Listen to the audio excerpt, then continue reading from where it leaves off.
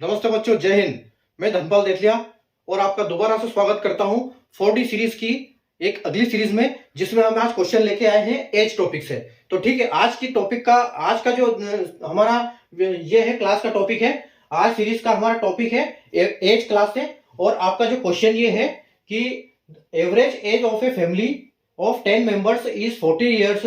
If the age of the youngest member is 10 years, what was the average of the family at the birth of the youngest member। मतलब एक 10 सदस्यों का एक परिवार है जिसकी औसत आयु 40 वर्ष है, और यदि सबसे छोटे सदस्य की आयु 10 वर्ष है तो सबसे छोटे सदस्य के जन्म के समय पर परिवार की औसत आयु क्या थी।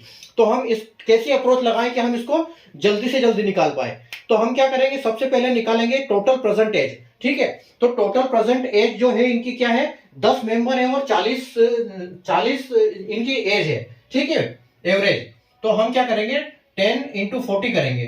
तो 10 इंटू 40 हमारा जो आंसर है वो आ जाएगा कि 400। ठीक है, तो इनकी जो प्रेजेंट एज है, टोटल एज है सबकी 10 मेंबर्स की, वो 400 है। तो उसमें से हम क्या करेंगे, ये बोल रहे हैं कि if the age of the youngest member be is 10 years।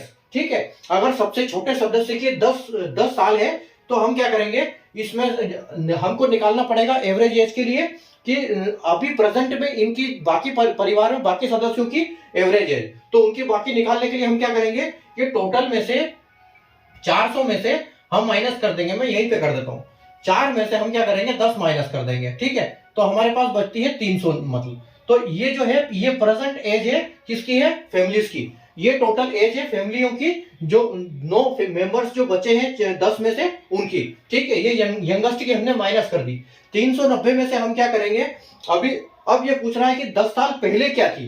तो 10 साल पहले यानी कि 9 मेंबर की 390 एवरेज थी।